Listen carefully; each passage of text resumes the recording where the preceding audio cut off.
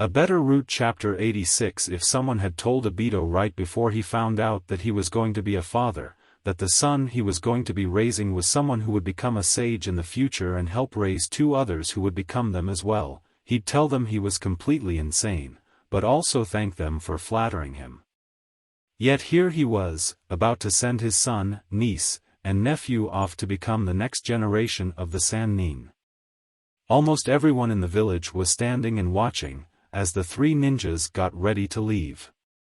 They had chosen a spot just located outside of the village because the two animals that would be accompanying them in the reverse summoning were outrageously huge. Particularly Kakumiai and Time, who had grown quite a bit over the past few years. Naruto was just going with Pa since he was practically used to the routine. Standing next to Kakashi was Konan, who Kakashi had convinced to come with him. She'd gotten over the little incident with Kakumiai, although, right now she was leaning over to the giant snake and said, "If you try and scare me again while we're up there, let's just say, I will have a new pair of snake skin boots." Kakumiai nodded nervously. "That seems fair." Kakashi told Konan, "You know I heard that." Konan smirked, "You were meant to."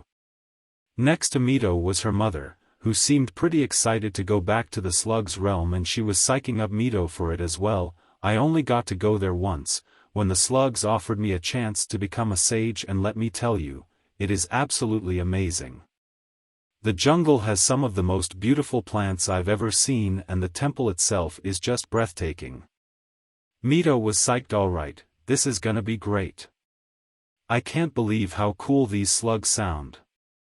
Just a few feet over, Hinata was chatting with Naruto about some fun things they could do on his free time, while Neji was asking Pa questions about the Toad's realm. "So how long would it take to get to Mount Mayaboku if we weren't being reverse summoned?" Pa thought about it. "About a month, I guess. We try to avoid doing that if we can because it's such a pain in the ass."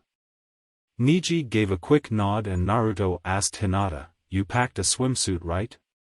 Pa told me there's some pretty beautiful lakes up there." Hinata motioned to her bag. "Yup, it's all in there." "So Pa is really okay with us swimming in the lakes on the mountain?" Pa cut in, "As long as you avoid the sacred ones, it's fine." Naruto asked him, "How do we know which ones are scared? I mean, it's not like there's just going to be signs posted around every single one of them." Pa had an easy way to remember it. If there's pond scum on top then it means it's sacred. Naruto found that both helpful and gross at the same time. Obito looked at what time it was and was caught off guard by what time it was. "Time to leave, guys. Is there any last-minute things you guys need?" All of them shook their heads and Obito responded, "Alright then, let's do this and have a safe journey." Pa and the other summoned animals rolled out some scrolls and had everyone step on them.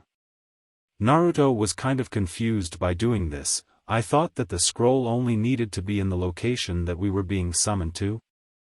Pa shrugged, "We can do it that way if we wish to, but if you've got a base seal on this side it's just a little safer.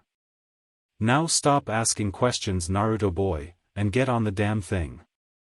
Naruto stepped on it quickly, no sooner as the others had stepped onto their own scrolls. "Alright people, here goes nothing." The entire area filled with smoke and everyone who'd stepped on the scrolls vanished. Obito wasn't sure when he'd see them again, but he was sure that they'd be sages when he did. Naruto had never felt such a bizarre sensation in his entire life before. While traveling to what must have been thousands of miles in just a few seconds was amazing and all, but as soon as he got to Mount Mayaboku he had to fight just to keep himself standing. He felt so dizzy and could see that he wasn't the only one from facing such a dilemma. Hinata and Neji were extremely dizzy as well. Naruto had to ask Pa, "How in the hell do you guys do that so often and manage to be ready to fight instantly?" Pa thought that watching them to try and stand up was just simply hilarious. "Oh, it's strange the first few times, but you get used to the feeling really fast. Pretty damn funny to watch someone do it though." Naruto grumbled, "Yeah, really funny." Pa then told them, "Alright, let's get moving." Ma made a real special dinner for you guys too while being introduced to Gamamaru. Hinata got a little nervous. She didn't make us bugs or something like that, did she? Pa roared out loud with laughter. Oh, don't you worry, little missy, she made something you guys are gonna love. We've got all kinds of edible plants around here, and she made a nice big salad with ingredients you wouldn't find in the hidden leaf. It's very good stuff though, I promise. Naruto was never much of a salad guy, but he'd be sure to try some since Ma went through all the trouble to make it. Being polite was one of the most important things they could do at the moment. Kakashi and Konan found themselves just as dizzy as Naruto had been when they arrived in the snake's realm. They didn't get a chance to get used to it too long, for the welcome wagon had arrived. However, it wasn't exactly a warm welcome. So they've sent you fools here, eh? Your lucky Lord Dokibi has forbidden me from killing you. If it were up to me, you and that little bitch from your homeland would have been sacrificed as an example years ago. Kakashi could see that it was Manda who'd been speaking. Manda hated Kakashi and Enko for refusing to use him or several of his fellow snake brothers who wanted sacrifices for their services. Nice to see you too, Psycho Snake. Manda clearly wasn't happy to have Kakashi and Konan in his territory. While you're in this place you'll be referring me as Manada-san. Kakashi sarcastically rolled his eyes at that. Yeah, because that will make my day. Why don't you just take me to Dokibi and we'll see what he thinks, deal? Manda slithered towards his master. Fine, he wanted to speak with you as soon you arrived. Kakashi followed him and whispered to Konan, just ignore him, he's crazy. Konan was already aware of that. Believe me, I know. Remember, Orochimaru used to summon him and I already know just how egotistical he can be. Manda had almost forgotten just how much he hated Konan as well. How in the hell did we get stuck with this idiot as the new snake sage? I swear things were better under Orochimaru. Kakashi didn't think much of his complaining at the moment. Right now he was too focused on what he would say to Dokibi when he saw him. Mito and Tsunade arrived in the slug's realm, and while Mito almost ended up falling right on her face, Tsunade actually managed to keep composure pretty damn well. It was pretty well clear that she'd been through this before as well. They found that Katsuyu had been waiting for them to arrive. Hello Lady Mito, Lady Tsunade, Time. I'm glad to see you all again. Mito always found it funny how respectful the slug was. Nice to see you too, Katsuyu. Are you here to lead us to Sanagu? Katsuyu nodded. Yes, Lady Sanagu has been extremely anxious to meet you. She's wanted to have a human sage for years and she was heartbroken when your mother turned the chance down. This is finally her once-in-a-lifetime chance again. Mito gulped, so no pressure. Katsuyu laughed, which seemed a little strange coming from a slug. Yeah, no pressure. Mito looked around the jungle and had to admit, it was just as beautiful as her mother described it. There was a giant flower with over 1,000 petals on it and it was deep shade of blue. When Mito went to touch it, Katsuyu immediately stopped her from such an action. Please don't touch anything here. Several of these plants will die if they come into contact with human hands. Mito could already see she was really going to have to make an effort to watch her step around here. Naruto and the others found themselves rather intimidated when they got to dinner. Ma and Pa might have been normally sized, but everyone other Toad was bigger than any person could ever be.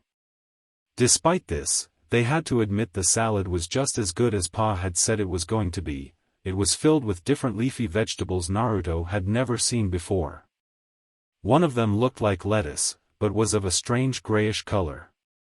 Hinata and Naruto gave nervous glances and nodded to each other before trying a bite of it.